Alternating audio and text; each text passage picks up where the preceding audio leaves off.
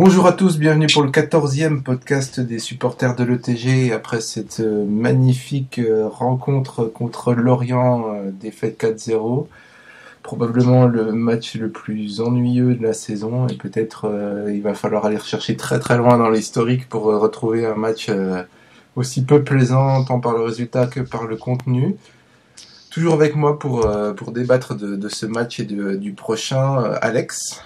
Supporter frustré que vous pouvez retrouver sur Twitter @AlexMuffon. Arnaud. Bonjour ou bonsoir à tous, Arnaud que vous pouvez retrouver sur @TeamETG sur Twitter. Et enfin Fred. Salut tout le monde, Fred de CroatsFans.net.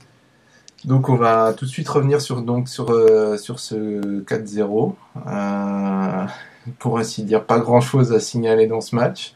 Ça va être très très dur de trouver des choses positives, des joueurs qui se sont comportés de manière positive, tant c'était vraiment la catastrophe, un peu imprévisible et qu'on espère qu'il va pas trop se renouveler. Alors j'aimerais un premier retour avant le premier débat, un premier retour des impressions que vous avez eues sur ce match, à commencer par Alex par exemple. C'est clairement le pire match du début de saison. Enfin, la saison a débuté depuis longtemps, mais c'est vraiment le pire match. Ça fait longtemps qu'on n'avait pas vu un match aussi triste. Il y a vraiment rien à relever, tant de l'état d'esprit que du niveau des joueurs. Il y a vraiment eu zéro partout. Il n'y a pas eu un domaine et un joueur pour relever l'autre. Donc c'est ça qui avait peut-être été aussi le plus alarmant. On avait un manque de joueurs offensifs, certes, mais c'est surtout d'un point de vue défensif qu'on a pêché, alors qu'on avait des titulaires habituels. Donc c'est là le gros problème en fait de ce match-là qui me pose qui me pose problème, parce que voilà, c'est d'un point de vue défensif qu'on a pêché, alors qu'on a notre équipe habituelle dans cette zone-là. Donc ça a été vraiment très très décevant. J'ai pas d'autres mots, parce que c'est vraiment ça a vraiment été du grand n'importe quoi. Il y a eu 90 minutes d'ennui, aucune volonté de faire mieux. Donc le résultat est comme il est, et il est mérité. Arnaud, toi, est-ce que tu as pensé à partir de quand tu as pensé que le match était quasiment clos et que l'équipe ne se réveillerait pas? Alors là, je pense qu'on avait déjà vu en première mi-temps, je pense qu'on savait déjà que ça allait être très très très très compliqué. Il aurait fallu un miracle pour vraiment se relever de la piètre prestation de la première mi-temps. Le miracle n'a pas eu lieu, même si la deuxième mi-temps est un cran au-dessus tout en étant très basse. Je pense qu'Alexandre a tout dit. Je pense même que ce match n'aurait même pas mérité de podcast. Mais bon, faut aussi être là dans les moments difficiles, et nous on est là ce soir et on va en parler. Et enfin toi Fred, est-ce que tu as déjà vu pire que ça, soit au Parc des Sports ou peut-être même avant, en termes de prestations? Niveau purge, on a eu des beaux matchs par le passé. Après, c'est vrai que celui-là, Guingamp, la première une partie du match contre Guingamp, je le faisais rentrer dans le top 3 ou top 5 des matchs les plus pourris de l'histoire du club. Alors celui-là, celui-là il rentre sur le podium direct, parce que c'est quand même du très haut niveau d'entrée là. Et mais non, c'est un naufrage collectif. C'est un naufrage collectif où en fait il n'y a rien à garder. C'est ça le problème. On a eu 90 minutes où il n'y a eu aucun rythme, aucune envie, et c'est surtout là le gros problème, c'est qu'il n'y a eu aucune réaction. Si je peux juste revenir à la question que tu as posée, non, c'était pas Arnaud. Si Arnaud, sur le changement, de physionomie, où on pensait revenir au score ou pas. Même à 2-0, moi j'avais l'impression qu'il nous suffisait d'un but et on aurait pu renverser la vapeur assez facilement. J'ai toujours cette impression qu'on pouvait revenir à n'importe quel moment dans ce match, et que même si on était complètement à l'ouest, rien n'était perdu. Et c'est ça alors je sais pas si j'étais complètement sur un nuage ou pas, mais j'avais l'impression qu'on touchait plus un ballon, mais qu'on pouvait revenir quand même dans ce match à n'importe quel moment. Après ça, t'as peut-être pas totalement tort, mais dans le sens où on est peut-être éventuellement revenu de deuxième période avec un état d'esprit peut-être meilleur, mais on n'a pas eu le temps de le voir, puisqu'au bout de 10 minutes on se retrouve à 10, donc à partir de là c'est déjà plus compliqué. Ouais. On va enchaîner sur le débat sur ce match-là, à savoir, on sait qu'il y avait beaucoup d'absents effectivement, que tu l'as signalé Alex, que finalement les absents c'était pas en défense et qu'on a quand même pris beaucoup de buts, donc c'est peut-être pas l'excuse. Alors j'aurais voulu avoir votre avis sur ce que vous pensez de ce match-là, du fait que c'est ces absences, ces joueurs d'expérience qui étaient pas là et qui ont manqué, ou alors si on l'a constaté plusieurs fois, j'ai l'impression que dès que cette équipe a une bonne occasion, là c'était une bonne occasion de jouer un adversaire qui était prenable à domicile, qui avait des très mauvais résultats à l'extérieur, et on avait l'occasion, grâce à une victoire, de passer dans la première partie du tableau. D'ailleurs, les résultats autres parlent pour cette statistique, puisque si on avait gagné, on serait actuellement 9e, je crois. Qu'est-ce qui, selon vous, a pesé le plus ou alors autre chose, hein, peut-être un autre aspect, cet aspect psychologique, l'aspect des absents, ou alors autre chose dans ce résultat, Arnaud? Moi, je vais rester cohérent sur ce que j'avais dit lors du dernier podcast. J'avais dit que cette trêve hivernale nous ferait pas que du bien, que j'étais persuadé qu'elle pouvait nous faire que du mal. Je pense que là, ça s'est avéré. Je sais pas s'il y a certainement pas que ça. C'est évident, tout ce que tu nous as dit précédemment compte aussi beaucoup. Mais je pense que cette trêve n'a pas fait que du bien. Et tout le monde les muscles se sont un petit peu relâchés et finalement, on n'était plus dans le rythme qu'on avait acquis au fil des semaines. Donc voilà, je pense que ça a pesé, plus ou moins, mais je pense que ça a pesé dans la balance. Sinon, sinon tout ce que tu nous as dit, je pense que c'est un savoureux mélange de tout ce que tu as pu nous dire et de ce que je viens de rajouter là, qui fait qu'on a eu une purge. Et juste pour rebondir sur ce que disait Fred il y a quelques secondes, ça m'a beaucoup rappelé le match à domicile contre Toulouse de la saison dernière. Ouais. Il me semble que c'était aussi un 4-0, et puis la physionomie du match m'a rappelé un petit peu ce match-là. Je me souviens de la frustration en sortant du stade qui était exactement la même que l'année dernière. Mais moi, je me souviens d'un Toulouse qui avait extrêmement bien joué. Là, on peut pas dire que Lorient a été extrêmement brillant. Ils ont surtout bien joué le coup. Et c'est surtout ça, oui, c'est vrai. Toulouse, on méritait pas de prendre 4-0. Là, on mérite de prendre 4-0. Très, très, très clairement. Fred, toi, qu'est-ce que t'en penses? Qu'est-ce qui a créé ce résultat? Ben, je sais pas. Au niveau de la trêve, moi, j'ai pas l'impression. Moi, je pensais au contraire que c'était une bonne chose de couper après Monaco pour pas s'enflammer. Donc, pour moi, je pense pas que la trêve ait joué un rôle. Moi, tout ce que je vois, c'est que c'était le match piège par excellence. On jouait le dernier à l'extérieur qui avait pas mis un point depuis le début de saison. Voilà. Est-ce que les joueurs ils sont peut-être un peu laissés aller en se disant bon, ça va être facile. Mais même en limite dans cette configuration-là, on peut se dire que bon, tu l'abordes comme ça le match, tu prends 2 buts en 10 minutes. Derrière, bon, tu réagis. Là, ça n'a pas été le cas. Donc, cet argument-là, à la limite, ne tient pas forcément. Alors après, est-ce que c'est plutôt au niveau du classement? On est bien remonté, on est un peu plus tranquille. Est-ce que l'opportunité d'être dans le ventre mou rend moins excitant les prochains matchs pour les joueurs? Alors, est-ce que on a un effectif qui aime mieux jouer avec le feu pour se sublimer? Je sais pas, c'est un peu bizarre. On avait la possibilité d'être plus tranquille. Et là, on va commencer à se faire peur avec l'image qui arrive. Donc, c'est un peu incompréhensible. Alex, je sais pas si tu te rappelles, la dernière fois, j'avais aussi également dit qu'on avait toujours du mal à jouer contre des équipes comme ça, qui viennent chez nous pour défendre plus ou moins, pour jouer en contre, et que c'était vraiment quelque chose qu'on ne maîtrisait pas du tout, qu'on avait vraiment du mal à jouer contre ces équipes-là, ce qui est commun d'ailleurs à beaucoup d'équipes qui jouent le maintien, hein. On a vu Sochaux avoir du mal aussi. Voilà, c'est assez fréquent quand deux équipes qui jouent le maintien s'affrontent. Souvent, celle qui vient à l'extérieur a tendance à refaire un coup. Est-ce que tu as remarqué ça aussi? Oui, on n'arrive pas à se mettre dans les meilleures conditions. On l'a déjà fait la saison passée, on l'a déjà fait cette saison en laissant peut-être à quelques points par exemple face à Sochaux. Et on remarque aussi qu'à chaque fois qu'on fait des erreurs pareilles, pour l'instant on a un bon fluide, mais nos concurrents directement maintien font des mauvais matchs aussi. Ça veut dire qu'on perd pas d'avance au classement. Donc d'un côté c'est plutôt positif, même si peut-être qu'on aurait mérité d'avoir un peu plus de pression. Là on avait de la marge, donc peut-être qu'on s'est laissé aller, mais moi je retiens surtout la thèse de l'accident, parce que c'est pas possible, ça serait anodin de prendre 4-0 comme ça sur un match pareil. Ça me paraît peu probable, sachant qu'on fait 2 grosses erreurs défensives, plus la bourde d'Hansen, plus le tac d'Angoula. Donc on a vraiment tout fait niveau boulette défensive sur ce match-là. Ça me paraît trop gros pour être un manque d'application. Ça a vraiment été un match où rien n'allait. Et ça a vraiment été un grand n'importe quoi, et je pense pas que c'est un peu lié aux joueurs qui manquaient. Il nous manquait dans le secteur offensif, mais comme je l'ai dit tout à l'heure, on a pêché dans le défensif, on avait des titulaires, et quand on regardait le 11 aligné, mis à part Nistor en 10, ça aurait pu ressembler à un 11 style le TGFC, à part peut-être Ruben aussi en attaque, mais il peut être tenté de temps en temps.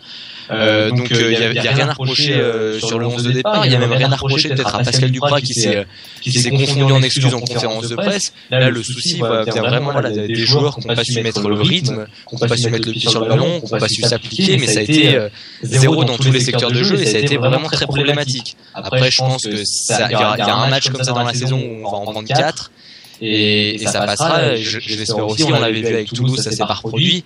Et il faudra pas reproduire ça parce que ça peut être très, très problématique, et c'est surtout navrant.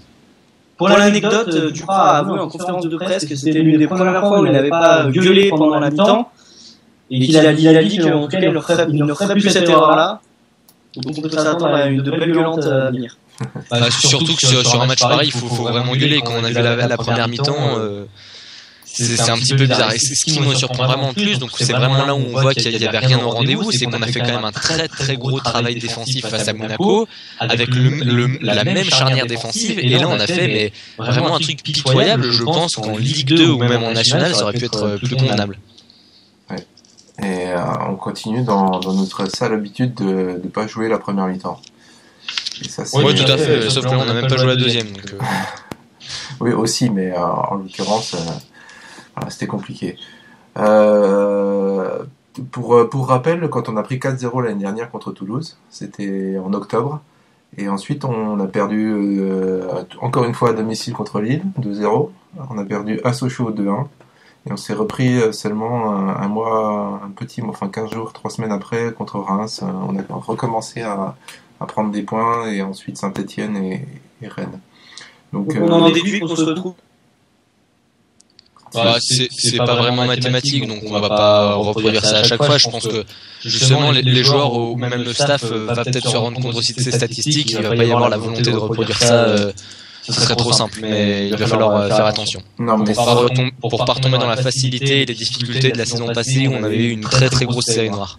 Oui, mais ce que je voulais dire, c'est que ça ne promet pas forcément une réaction au prochain match. Puisque la dernière fois, on aurait pu croire à une réaction, et elle n'était pas arrivée.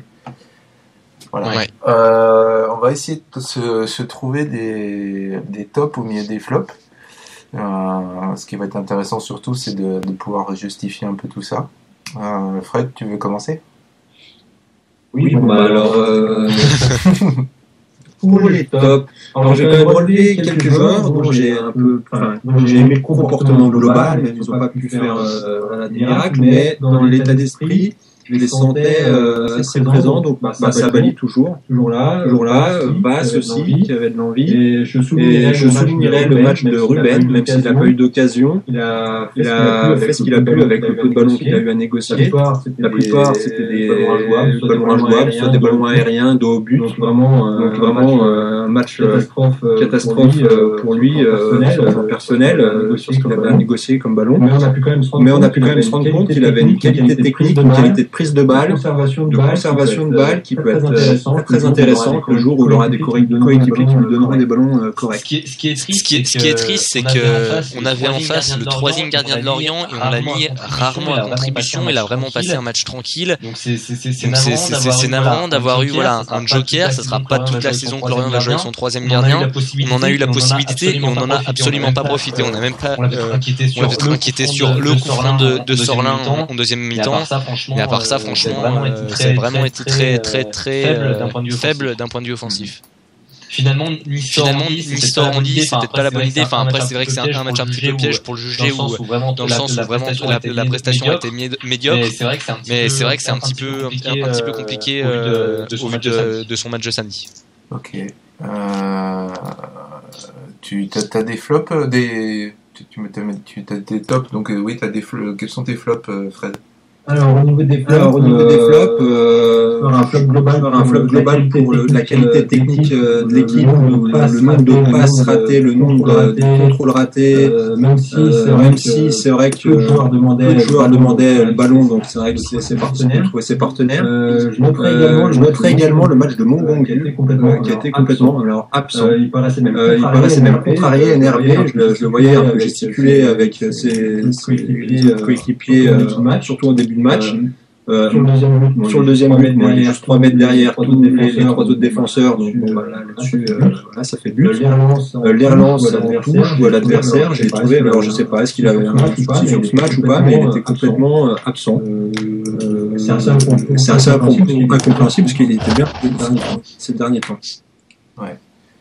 Alex, tu enchaînes?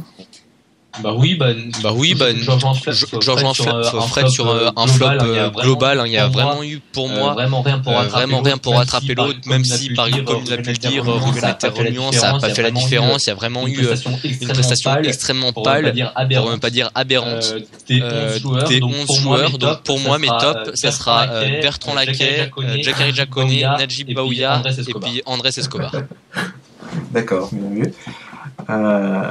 Et quelques flops alors en argumentant. Ah oui non mais c'est un flop général hein, franchement d'un point de vue défensif ça a été extrêmement faible hein, surtout en défense centrale les absences de Mongoul et la faute grossière d'Angoula en fin de match qui est incompréhensible, l'absence de marquage, la bourde d'Hansen, même si j'ai pas envie de lui pardonner, mais quand tu vois qu'un gardien de craque sur le ballon du 3-0, c'est aussi un problème collectif. Il essaie de se transcender pour essayer de motiver ses joueurs, mais quand tu vois qu'il lâche comme ça un match, il fait une erreur de dégagement alors qu'il a quand même une bonne qualité au pied, c'est qu'il devait y avoir un souci vraiment collectif pour qu'il puisse rater son dégagement comme ça. Pour Hansen, pour son dégagement, comme justement tu notais, c'est un qui a un bon jeu au pied. Sur ce match-là, tous ces dégagements étaient quasiment tendus, il décollait pas, ça allait pas vraiment très loin, et on a joué pour la première fois avec ces nouveaux ballons orange qui sont en plus dégueulasses. Est-ce qu'il y a un lien de cause à effet, parce que j'ai trouvé vraiment ces relances qui étaient pas comme d'habitude. Donc, est-ce que ça a un lien ou pas? Ça serait intéressant de vous poser la question. C'est aussi la première fois de la saison où la pelouse était aussi dégueulasse. Ah ouais. Donc c'est possible aussi que ça joue pour ça. Arnaud, est-ce que tu es par là? Oui, évidemment. Donc pour les flops, c'est un flop collectif comme tout le monde l'a dit.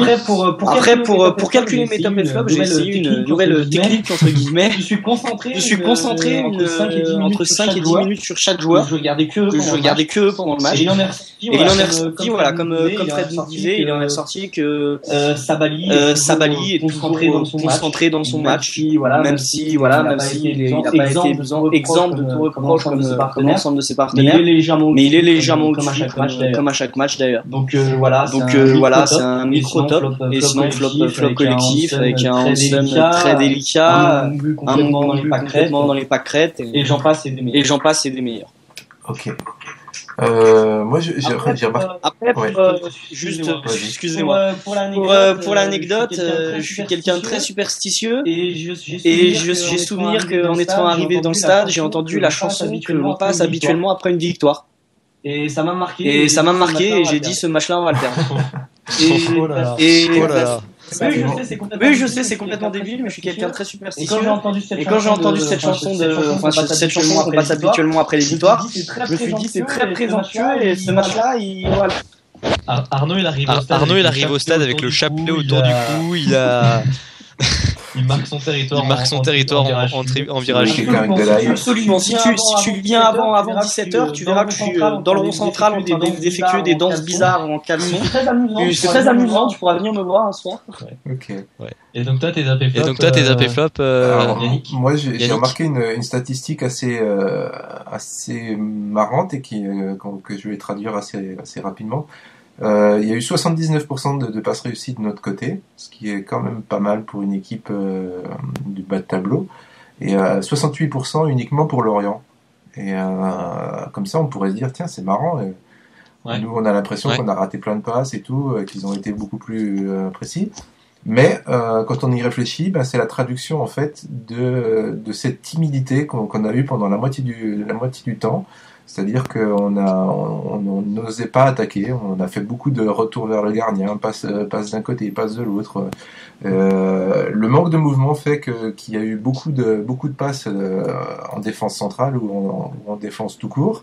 Ce qui se concrétise par 75 ballons joués par Sorlin, 80 ballons joués par Sabali, 67 par Angoula, ce qui est considérable quoi, en comparaison aux 32 de Nistor, aux 50 de Vaz. Voilà, on voit tout de suite qu'on a fait des passes sur le côté et qu'on n'a pas cherché les deux joueurs qui font le jeu d'habitude sur les côtés. Et donc voilà, c'est vraiment la traduction de ce match-là. On a même pas essayé quoi. Donc c'est une statistique qui m'a paru intéressante. Moi, comme Arnaud, j'ai suivi pendant un petit moment un joueur en particulier, et ça m'a conforté dans l'idée que c'était rageant de perdre ce match-là parce que notre ami Dan Nistor, pendant la période où je l'ai suivi, pendant le dernier quart d'heure de la première mi-temps, était relativement tout le temps seul entre les deux lignes, c'est-à-dire derrière le 6 et devant les centraux, et pour autant il ne recevait jamais le ballon. Alors quand on le voyait faire les efforts à essayer de se démarquer, à se mettre tout seul et à se mettre en position de pouvoir faire le jeu et ne jamais recevoir le ballon, ben on se dit qu'on a vraiment loupé une occasion, et que je sais pas si Pascal Duprat l'a sorti parce que c'est le schéma qui n'allait pas avec sa position quoi, et qu'il a essayé d'avoir plus de monde sur les côtés. En tout cas, moi j'ai trouvé que sur sa mi-temps, je l'ai pas trouvé si mauvais que ça, et qu'il s'est démené, mais qu'il a pas reçu les ballons qu'il aurait dû recevoir, et que dans un autre contexte, cette capacité à se mettre entre les lignes peut être super intéressante en termes de construction. Donc voilà, c'est mon petit top, avec comme souvent par période Sabali et Vass, qui ont pendant certains moments essayé de dynamiter un peu tout ça, et sans trop de succès. Et les flops, vous l'avez dit, c'est relativement général, avec oui, c'est vrai que la défense centrale c'était horrible. Monter une fois que le coup franc est joué sur le deuxième but, bon voilà, on a compris quoi. Le seul qui garde le mec en jeu et qui monte après le coup franc, ben voilà, on a tout compris. C'est quand même effarant de voir comment Aboubacar élimine les 4 défenseurs d'un coup sur une passe totalement anodine. Là, il y a vraiment eu un gros laxisme. Après, il faut quand même avouer qu'il a extrêmement de chance pour le rentrer dans un angle très délicat. Mais bon, après, ça fait partie du jeu. Mais il y a aussi vous pouvez regarder rien que le résumé, l'attitude des joueurs une fois qu'ils sont plus directement concernés. Alors, ce que j'ai exactement remarqué aussi sur les deux premiers buts, enfin surtout sur le deuxième, on voit bien la réaction des joueurs, c'est que le ballon rentre, il y a aucune réaction, c'est comme voilà, si le jeu reprenait, continuait, il y a aucune réaction d'agacement, d'énervement, alors que moi personnellement je prendrais un deuxième but comme ça, je sais pas, je pète un câble, j'essaie de remuer un petit peu les troupes, alors que là il y a rien eu, ça partit. Même une fois que le ballon était de l'autre côté, ils ont pas cherché forcément à se repasser. Je crois que c'est sur le premier, il peut faire une remise dans l'axe, et finalement celui qui doit couvrir le second joueur revient tranquillement. Enfin, on voit plein de fois dans le match où voilà, ils sont passés, tant pis, allez, on revient en marchant. Voilà, c'était assez horrible de voir ça, ce manque d'envie, ce manque de... Et c'était aussi offensivement, puisque on voyait que les mecs qui essayaient de faire des passes, de construire, n'avaient aucun appel, n'avaient rien, ne pouvaient pas construire, donc c'était énervant de toutes parts. Voilà pour les miens de top et flop. On va passer à un petit sujet sur l'arbitrage pour avoir votre avis en fait. Maintenant aussi savoir si vous avez changé d'avis par rapport à ce que vous aviez vu au stade, par rapport aux différents événements qu'il y a eu. Alors sur les 2 premiers buts, à savoir, est-ce que vous jugez qu'il y a hors-jeu, pas hors-jeu? Est-ce que vous avez envie d'en dire quelque chose? Est-ce que vous avez cru qu'il y avait hors-jeu au stade et que, en revoyant les images, vous êtes ravisé? Non, personnellement, absolument pas. Ça a vraiment été très bien joué par Aboubacar, qui a vraiment eu un très bon instinct d'attaquant. Il y a eu un mauvais placement, un mauvais marquage défensif. Ça se voit à l'entraînement, ça, et pourtant on l'oublie le temps d'un match et ça coûte 2 buts. Donc c'est vraiment des erreurs purement défensives sur les 2 buts. Il n'y a rien à redire, c'est très bien joué, ça se joue à la limite, mais totalement dans la règle. Ok. Parce que autour de moi, effectivement, ça gueulait déjà beaucoup sur ces hors-jeux-là. Alors même si on sait que ça se joue à pas grand-chose, et effectivement, comme sur le deuxième but, le mec qui monte et le mec qui va dans l'autre sens, c'est impossible à juger tellement déjà que ça va vite, et en plus les 2 mecs se croisent, alors ça décuple les vitesses de réaction, donc c'est vraiment compliqué à juger. Votre avis sur l'expulsion de Fabrice Erret? Je redonne mon avis parce que après je laisserai la parole aux autres, mais au départ, comme nous tous, on est bien d'accord qu'il a déjà au départ mis un carton jaune avant de revenir vers la faute. Ce que je comprends pas, c'est que de manière tout au long de la partie, j'ai trouvé l'arbitrage de Monsieur Duval extrêmement sévère. Il a quand même beaucoup sorti de cartons pour des fois des fautes qui méritaient peut-être un avertissement verbal avant tout. Sur la faute d'Erret, il y a faute, il peut y avoir carton jaune, on le voit sur les ralentis, il y a semelle, il n'y a pas volonté de faire mal parce qu'il joue le ballon. Après ça peut être dit comme sur toutes les fautes, comme sur les fautes, je sais pas, Valentin Esseri qui a cassé la jambe, c'était aussi l'engagement un petit peu excessif. Mais voilà, Monsieur Duval met un jaune et revient parce qu'il voit que Ekole Manga souffre. Mais si on fait ça tout le temps, quand on simule au sol, quand on fait semblant de souffrir, ou même quand on souffre, c'est pas du tout une condition pour après exclure le joueur. Il faut peut-être avoir un pronostic des médecins ou voir qu'il rentre pas, qu'il est sorti, et le mettre comme ça dans la foulée parce qu'il fait semblant d'avoir mal, parce qu'il faut dire ce qu'il y a, il rentre 2 secondes plus tard en sautillant. J'ai trouvé ça vraiment très limite, et je pense que lui aussi, du moins je l'espère, a bien remarqué qu'il avait peut-être fait une erreur quand il a vu Ekole Manga rentrer sur le gazon comme si de rien n'était, quoi. Ok. Donc jaune pour toi.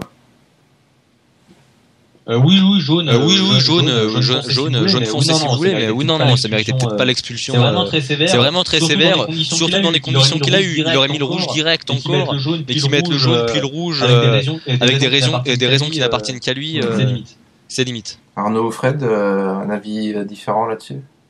Juste pour revenir sur 30 secondes sur les hors-jeux dont tu parlais précédemment. Parce que comme tout le monde, je me suis levé, j'ai crié au scandale. Mais il y a aucun des deux qui est hors-jeu. Voilà. Après, pour ce qui est du carton rouge, je pense que Duval, il s'est fait balader et promener par Ekole Manga et son attitude complètement pitoyable et pittoresque. C'est tout simplement scandaleux d'aller demander la civière, les grands brûlés, les grands blessés pour recourir comme une gazelle 5 minutes après.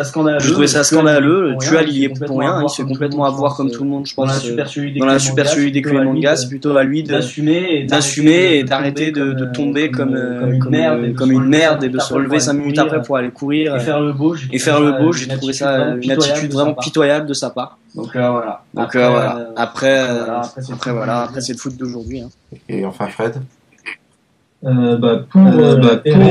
Erret, si on prend donc l'action et que l'arbitre siffle à ce moment-là, on peut considérer qu'il y a jeu dangereux et mettre rouge direct, ça peut se comprendre, pas de souci. Là, le problème, c'est que sur l'action, donc le ballon part en touche, à la limite, l'arbitre ne siffle même pas faute. Donc le jeu va continuer, il voit qu'Ekole Manga est par terre. Donc là, il se passe quelques secondes, il va voir notre ami Lorientais. Et ensuite, il décide de mettre un jaune à Erret. Déjà, on dit là, c'est quand même bizarre, mais à la limite, ensuite, 3 secondes après, on met un rouge. Alors moi, j'ai pas compris si c'était à cause de ça, si Erret lui avait parlé avec un langage un peu olé olé et du coup, il le sanctionnait là-dessus. Donc, la décision en elle-même, si elle est prise tout de suite, est compréhensible. Là, incompréhensible. Alors, Fred, j'étais absolument comme toi. Au début, j'étais persuadé que Eret avait eu des paroles envers Tual ou envers Ekunemanga.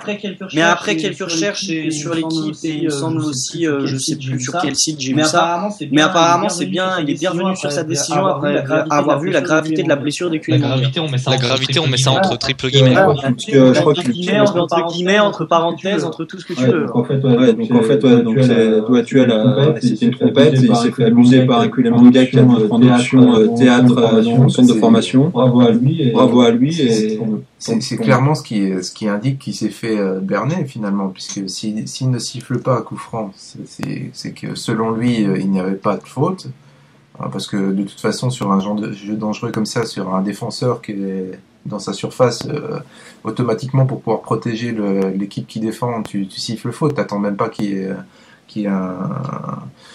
le ballon à la défense, mais effectivement, il attend qu'elle soit sortie pour pouvoir se dire tiens, il est par terre, il a l'air d'avoir mal, donc je sanctionne le joueur. Et une fois qu'il va voir la cheville, voir il y a une marque. Donc là, je prends ma décision en fonction de la marque que je vois. Voilà, c'est clairement l'indication qu'il s'est fait. Il a pris sa décision selon, pas selon ce qu'il a vu, mais selon les conséquences du duel, quoi. Le pire, c'est qu'ils entretiennent même pas avec son arbitre assistant. Enfin, après, ça se trouve, ils ont parlé dans l'oreillette. Je veux dire, il y a même pas eu, c'est vraiment une décision qui prend solo en 2 temps, comme s'il était presque insatisfait de sa décision. Le match était déjà pas assez lourd d'un point de vue, quand même, pour le TG, fallait pas non plus en rajouter une couche. Des décisions comme ça, c'est quand même lourd de conséquences sur l'issue d'un match. Mais si les arbitres assistants, ils servent à quelque chose, ça fait longtemps. Bon, et puis, il faut voir aussi qu'il est de l'autre côté, il est pas du bon côté, pour le coup. Ouais. Sur le penalty d'Angoula, est-ce que selon vous, comme il le réclame, la faute est en dehors? Personnellement, moi, je vois vraiment le tacle, la faute, la chute d'Aboubacar et la meute de terre qui s'enlève vraiment sur la ligne blanche. Je connais pas vraiment les règles, mais si c'est sur la ligne, je sais pas si ça siffle coup franc ou penalty, mais dans mon sens, il y avait plus coup franc sur la ligne d'entrée de surface que penalty. Vitesse réelle, c'est très compliqué. Il me semble que les arbitres ont priorité à l'attaque. Il me semble, je veux pas dire de bêtises. Donc le penalty il est logique. C'est très très très compliqué de juger ça à vitesse réelle. Faire un tac comme ça, c'est la faute d'abord, c'est d'Angoula. Absolument. Rien de plus à redire, Fred?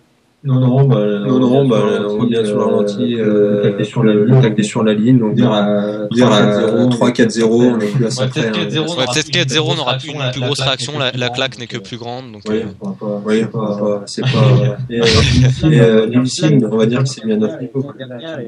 Excuse-moi, Fred. Alors, par contre, Fred, sur la petite manchette dans le visage de Ruben, qu'en penses-tu? Alors celle-là, je l'ai pas vue.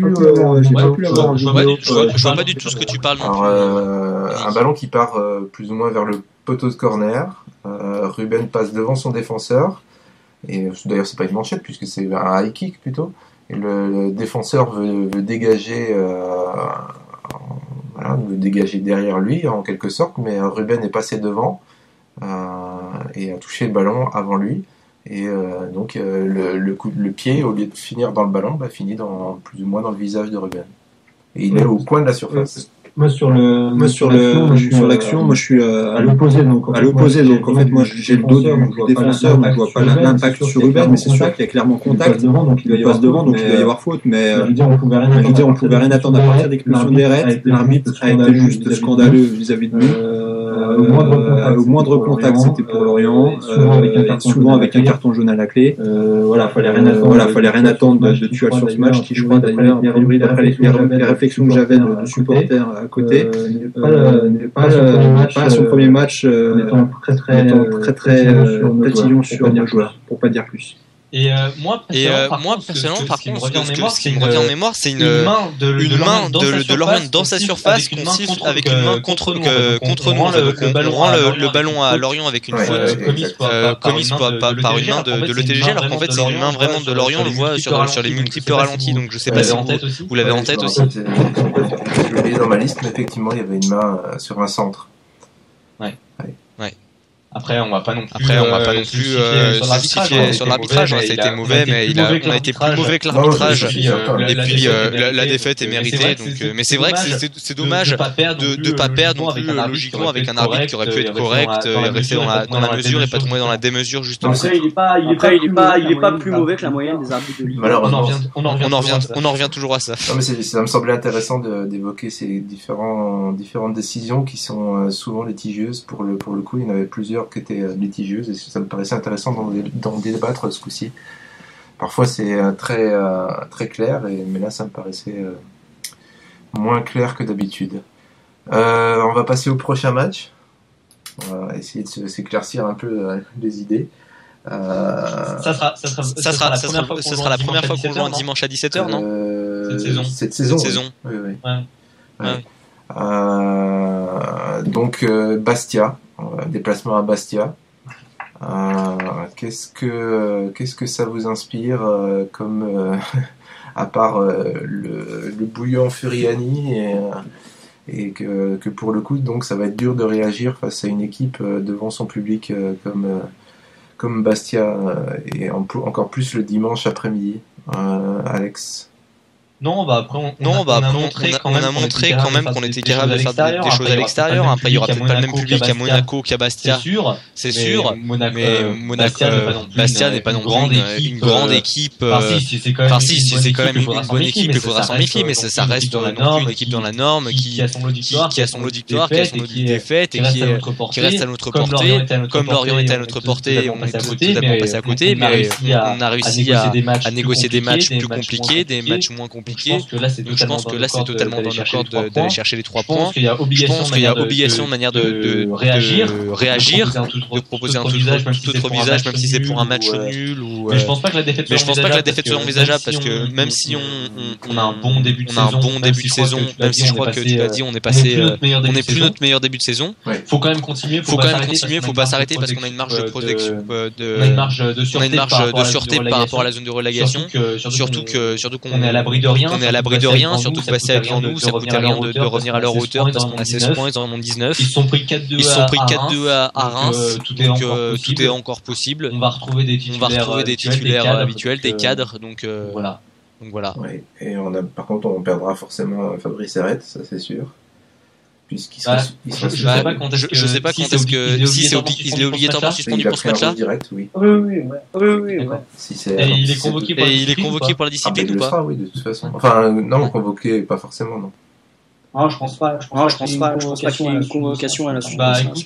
Écoute, j'ai vu beaucoup de commentaires sur Twitter de journalistes qui disaient déjà que le rouge était amplement mérité, qu'il fallait sanctionner des gestes dangereux comme celui d'Errette et qu'il prendrait au moins 2-3 matchs. Ce qui est inquiétant, c'est que si tu sanctionnes systématiquement ces gestes-là, d'accord.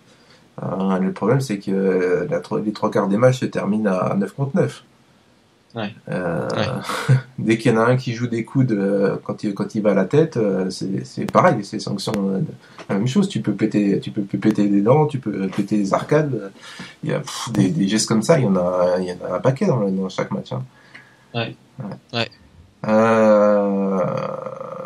Arnaud, toi, comment tu le sens ce match-là, justement Bastia, compliqué ou pas? Alors, comme tu l'as très bien dit, Furiani, c'est un très gros stade, très grande ambiance. Après, on sait que l'ambiance, ça pèse plus ou moins sur les joueurs. Je pense que ça pèse beaucoup moins que ce qu'on essaierait de nous faire croire. Après, voilà, c'est une équipe totalement à notre portée, comme Alexandre l'a dit, Lorient était également à la portée, donc on est à l'abri de rien. De rien. C'est un match dans lequel on doit réagir, mais avec cette équipe-là, on ne sait pas trop. Je pense, je reste persuadé que Lorient c'était juste un accident, mais à eux de nous prouver que c'était réellement qu'un accident et que c'était pas le début d'une quelque chose de pas très joli. Avant de demander juste l'avis de Fred, je voulais juste revenir sur un petit point, parce que vous avez, on n'était plus à ça près, mais l'idée de mettre d'après Pascal Duprat de mettre Vass en 10 et de monter JJ à droite, ça a été une bonne idée selon vous, déjà de faire rentrer JJ en deuxième mi-temps dès le début de la seconde période et de déplacer Vass dans un rôle de meneur de jeu qui n'a pas du tout l'habitude d'occuper, quoi. Qu'il n'a pas forcément occupé d'ailleurs. Et qu'il a peut-être pas envie d'occuper non plus. Parce que j'ai été également surpris de voir ça, parce que c'était vraiment la première fois qu'on pouvait le voir dans l'axe, que ce soit devant ou derrière. Quand on regarde, il a beaucoup permuté avec les autres et s'est retrouvé régulièrement soit du côté où il y avait le ballon, soit de l'autre côté. Donc j'ai pas l'impression qu'il ait tellement joué en 10, que c'est ce que je disais, c'est que ça a plus décalé. Peut-être Pascal Duprat a remarqué que ça passait pas par l'axe justement, et qu'il a voulu rajouter du monde sur le côté pour essayer, en lui disant qu'il était un peu le temps libre pour jouer à droite ou à gauche comme il le sentait, quoi. Mais j'ai pas l'impression qu'il ait joué tellement dans l'axe. Ouais. Voilà. Ouais. Avant l'avis de Fred sur le déplacement à Bastia, je reviens sur les tops.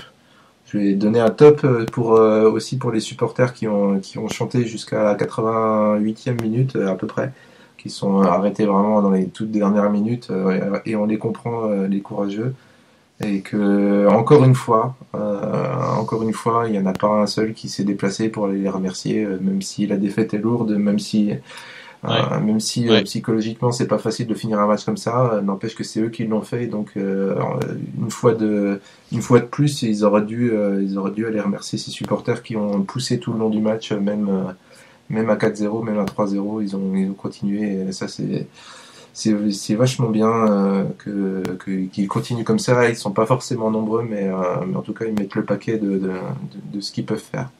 Surtout que pour un match comme ça, dans le froid quand même, avec avec l'affiche pas forcément alléchante, il y a quand même 8000 supporters, donc c'est quand même un chiffre assez raisonnable. On sait que on n'a jamais énormément de monde au Parc des Sports d'Annecy. Moi j'ai trouvé ça vraiment le chiffre raisonnable et surprenant du côté positif de la chose. Et oui, ils ont vraiment chanté. J'ai trouvé l'ambiance assez bonne.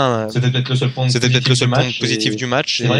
C'est vrai qu'on a loué le public au Savoyard durant l'épopée Coupe de France, mais après on le remercie plus durant l'épopée Ligue 1 2013-2014. Alors Fred, est-ce que tu penses... Par contre, juste Pascal Duprat, il a quand même félicité, s'est excusé auprès de la presse, donc... Non mais c'est quand même agaçant de voir qu'ils n'ont de l'énergie à se déplacer pour remercier les supporters que quand il y a une victoire au bout et quand ils ont le moral pour le faire.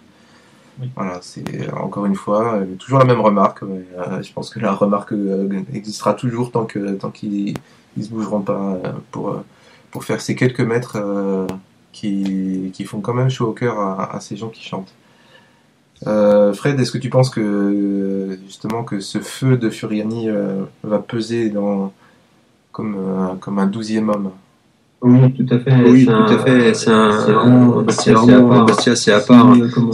Comme on en avait parlé dans d'autres podcasts, l'aspect du supporter n'est pas très impactant aujourd'hui dans ce foot moderne. Bastia, c'est clairement oui à domicile. C'est vraiment une chaude ambiance.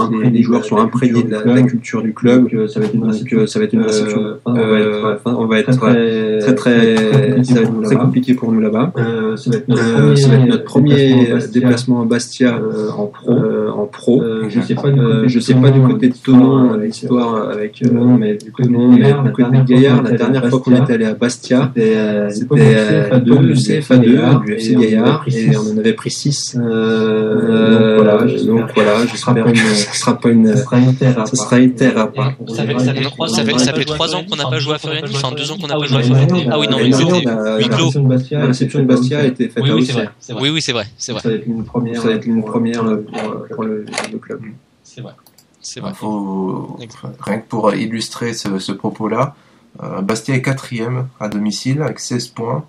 Et les 3 équipes qui sont devant Bastia à ce classement-là ont un match de plus. C'est-à-dire que s'ils venaient à gagner le 7e match qu'ils jouent à domicile, ils seraient premiers tout simplement à domicile. Devant Lille, devant le PSG, etc. Donc voilà, ça veut tout dire. C'est très très parlant cette force de ce public-là. Ils ont donc pris 16 points à domicile sur 19. Donc voilà l'importance de ce public qui permet de prendre des points. Et le dernier petit débat concernant ce match, la suite des événements. Alors justement, il y a ce match compliqué à Bastia. Ensuite, on reçoit le PSG. Bon, il n'y a pas besoin d'expliquer ce qu'il y a de compliqué à recevoir le PSG. Et ensuite, il y a un déplacement à Saint-Etienne, même si ça nous a déjà réussi. Ça reste quand même Saint-Etienne qui, en plus, est en train de plutôt se reprendre et d'avoir une bonne série, un bon tempo en ce moment. Quand on voit ce programme à la suite de cette défaite, on peut un peu craindre une série noire. Qu'est-ce que vous en pensez? Est-ce que vous pensez qu'on peut faire ces 4 matchs-là sans prendre de points, et un peu comme je disais tout à l'heure, la même série un peu qu'après la défaite 4-0 contre Toulouse? Arnaud? C'est comme tu l'as dit tout à l'heure. Moi, j'espère une grosse remise. Peut-être pas une grosse, mais au moins une remise en question et rebondir au prochain match. Après, comme tu l'as dit, c'est déjà arrivé dans le passé. Il n'y a eu pas de réaction dans le passé. Voilà, cette équipe est imprévisible. Ça me paraît compliqué d'envisager une série noire ou pas. D'accord. Fred? Tout est possible. Non, parce qu'il y a des choses qui vont être très compliquées. Mais la réaction à Bastia, je pense que un nul serait déjà pas mal. Je pense que ça va être très compliqué de viser autre chose. Parce que en plus de la réception de Bastia est très fort à domicile, mais il ne faut pas non plus oublier qu'ils ont fait un mercato estival qui était plutôt intéressant, notamment Krasic, même Toulouse, même s'il est des fois irrégulier. Ils sont renforcés, ils ont vraiment des bons joueurs. Pour Paris, voilà. Je pense que même si en faisant un match héroïque, ça va être très compliqué de les accrocher. Et puis peut-être Saint-Etienne, c'est peut-être finalement là où on va peut-être pouvoir aller faire quelque chose. Je sais pas. En tout cas, faudra s'arracher sur tous les matchs. Même contre Paris, faut pas le laisser. Tout est possible sur un match, mais faudra s'accrocher. Et Alex, enfin? C'est vrai que Bastia avec Thauvin, Paris avec Paoletta et Néné, et puis Saint-Etienne avec Aubameyang, ça va pas être facile. C'est trois matchs. Après, moi, je suis peut-être surprenant, mais je crois franchement que le TG va être l'équipe qui va mettre fin à la série de 34 victoires du PSG. 35 la semaine prochaine, je pense. On va les taper à Annecy. On va faire un gros coup.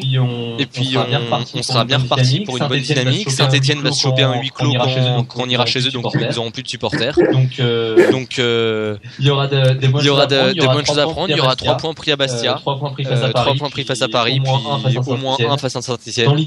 Dans l'idéal. Mais avant tout, face à Bastia, il faut une remise en question avec au moins le point du match nul, mais avec un bon état d'esprit. Et puis avec voilà, on n'a rien à perdre. On a encore une petite marge confortable sur la zone de relégation. On peut pas se permettre d'être trop facile sur ces matchs-là, mais il faut s'arracher. Ça ne coûte rien de prendre de l'avance. Les points pris maintenant seront plus à prendre en début de saison. Ça permettra de jouer plus relâché, de se faire plus plaisir. Donc les joueurs ont rien à perdre. Il faut qu'ils arrêtent de craquer quand on les attend et de bien jouer quand on les attend pas, parce que ça devient un petit peu frustrant. Si le huis clos, il pouvait éviter de le faire pour ce match-là. C'est quand même un des rares déplacements où on peut se déplacer. Oui, c'est vrai. Donc si on pouvait éviter. Ou alors il faut un huis clos juste pour les supporters stéphanois. Évidemment, ça ne s'est jamais vu, mais pourquoi pas.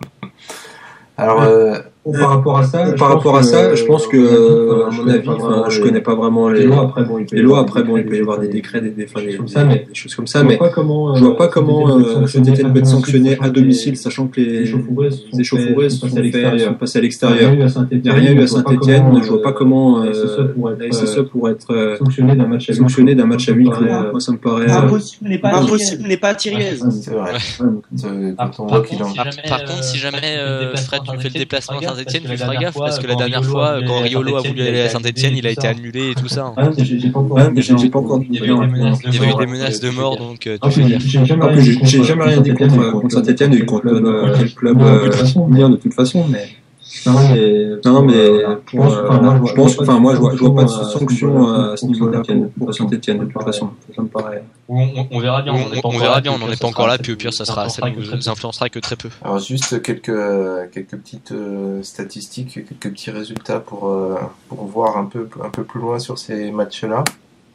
Comme tu le disais, le PSG a historiquement un record qui pourrait tomber pile poil lors du déplacement au Parc des Sports. Donc ça va être le match, vous pouvez être sûr que les médias vont beaucoup parler de ce match-là parce qu'il va correspondre avec ce fameux record battu.